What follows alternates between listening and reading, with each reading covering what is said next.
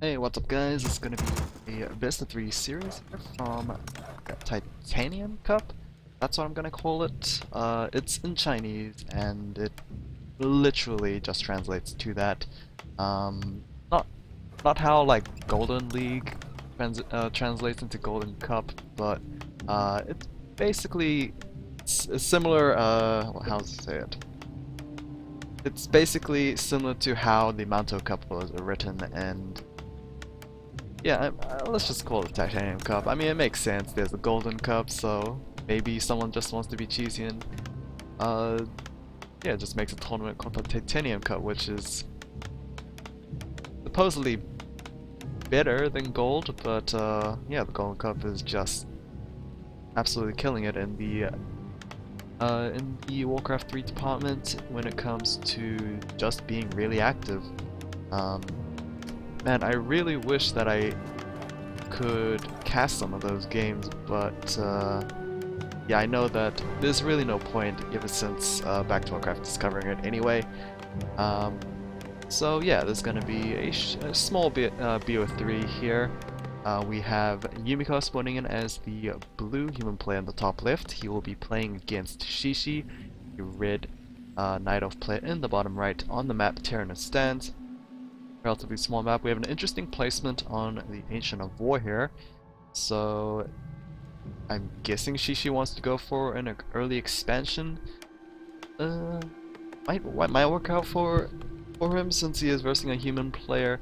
Humans don't really don't go aggro that early on, but of course that it all depends on how Yumiko plays. Maybe he wants his own early expand. Otherwise, if he goes like tech first, he might be putting down some pressure on this Ancient of War and possibly an expansion if it ever drops. But yeah, Footman has spotted this attempt and not gonna work out too well for Xixi, I think. It's gonna put him back so much if he loses Ancient of War. Archer is gonna be pushed back. Footman actually taking a lot of damage in return as well, so might not actually bring disaster to the Night Elf player just yet. Of course, the Archmage can make a quick beeline if he wants to, but no, he's gonna make clear this camp out and get his own expansion most likely. This is his first expansion attempt, first creep camp attempt here.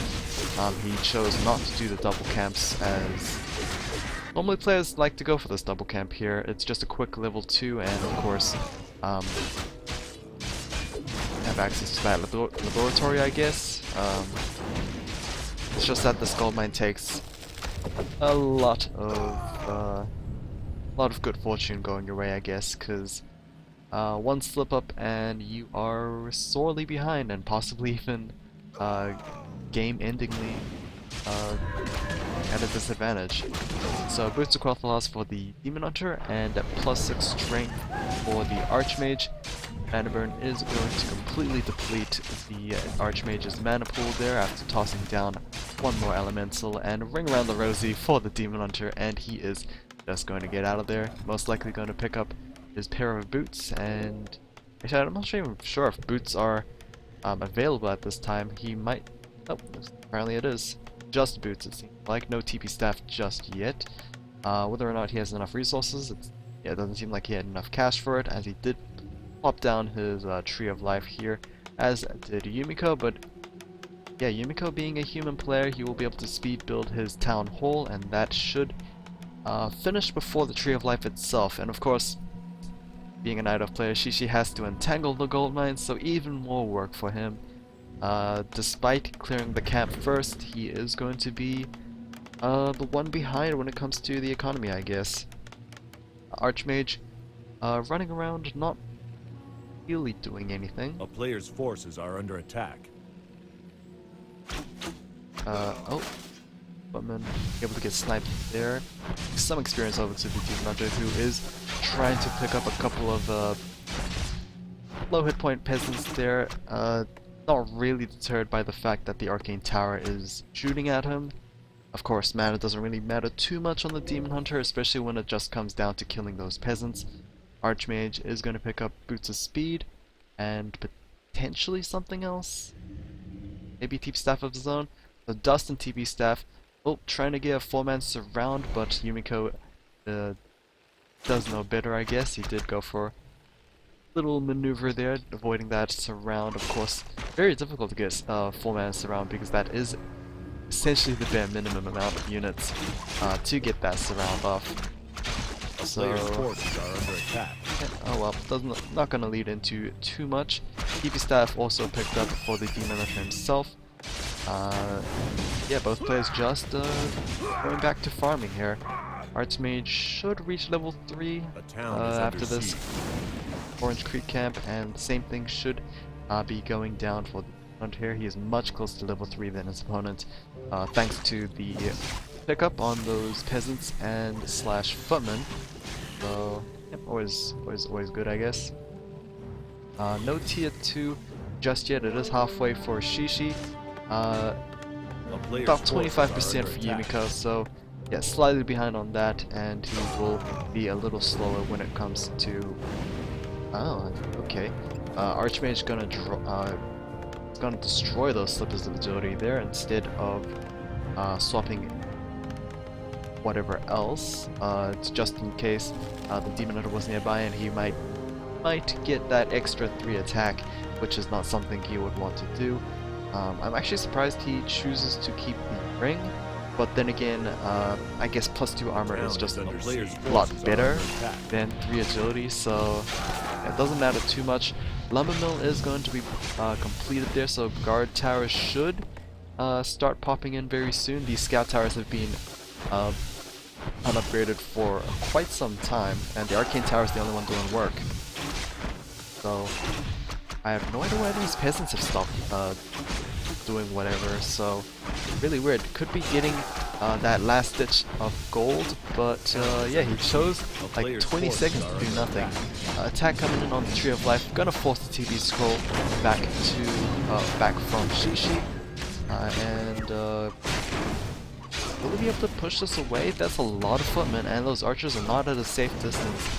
Defend is also researched as well, so footmen are gonna do quick work with those archers if they manage to catch up. Right now they're just running away, and despite Xixi the one TPing back home, he is going to be forced to run away from Yumiko's army here.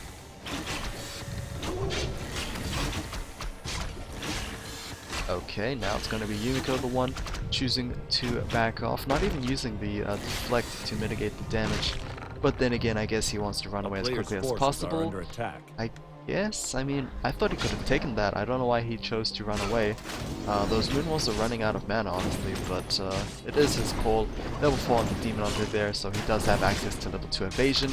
Legacy which is being popped up from both players. However, it seems like Yumiko will be losing his own Naga Sea Witch very quickly, but that does enable the surround on the Demon Hunter there. So a little bit of chip damage before he is forced to TP staff back home. Thankfully he does have the TP staff because he just burned the TP scroll, so yeah, catching a break right there, I guess. No Mountain King, so no form of hard CC to cancel TP staff. Little interested to see, to wonder why the Archmage didn't transfer the TP scroll over to the Naga Sea Witch, but I guess he just wasn't able to. Double Sanctums should be popping out. Actually, Triple Sanctums. I'm a little surprised about Triple Sanctum. That's a lot of resources demanded here, but maybe Yumiko might be able to afford it since he does have that second base. Except it's Xixi the one with like 1300 gold. Why is he sitting on so much gold? We have 1 and 2 Ancient of Laws, so he has his dual tier 2 production buildings, but he still has a bunch of resources in the bank. And of course the trader is doing quick work with the lumber as well, so it's not like he's struggling with lumber either. He just has a lot of resources to spend. Huge amount of items being sold here, so everything picked up from the creep camps aside from the TP staff that was picked up by the Archmage. I didn't actually see what got sold there on the Sasquatch's item, but Scroll of Protection as well as Scroll of Healing will be picked up. Not sure what kind of AoE Yumiko is fearing there, but I guess he's just assuming that a lot of his units will be low but not finished off, which is, I guess, optimistic to say the least. Will we see any sappers being picked up here? It doesn't seem like it.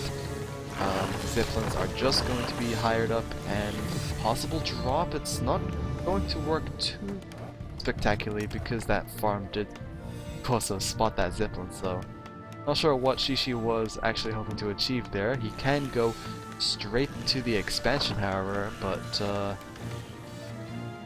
expansion should have a couple of guard towers completed. Yes, it does.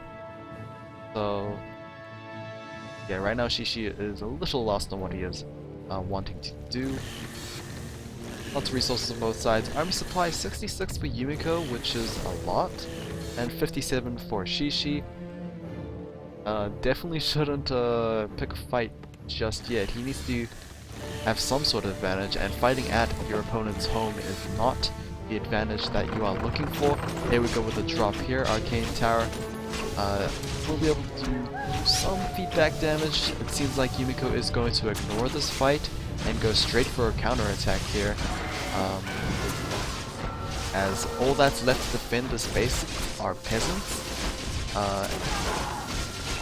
But yeah, it's oh, okay, Nagasirish does have a TP scroll, so she will be forced to TP back if too much pressure is being applied, and it seems like it is. Yumiko, is he choosing to stick to this fight? He is, and not many. Wait, what? A player's force is under attack. What happened? Where did the Demon Hunter go? I did not see him get TP'd at all. Did he die at base? What?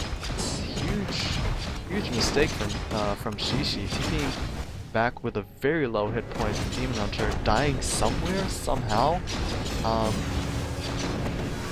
Yeah, like, huge army deficit. I'm not sure if Fairy Dragons are even enough to counteract this. We have plenty of riflemen as well, so the solid rifle caster army composition is just cleaning house here, and not looking good for Xixi. Towers are being placed down, but they're pretty much like not even important at this point. Demon Hunter with half health, no mana, can't really do too much, not as game-changing as normally he would be at this stage in the game. Nagasirish as well, not really doing much herself.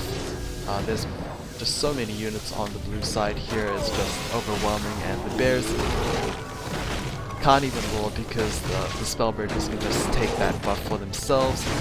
Scroll protection actually lasting quite a while as well. No triads means no abolished magic, so that was a quick and clean victory for Yumiko. I mean, nothing she can really do about that. Maybe not fighting at that point was a smarter idea, but yeah, I don't know. Hopefully you guys enjoyed this. I will see you guys in game 2.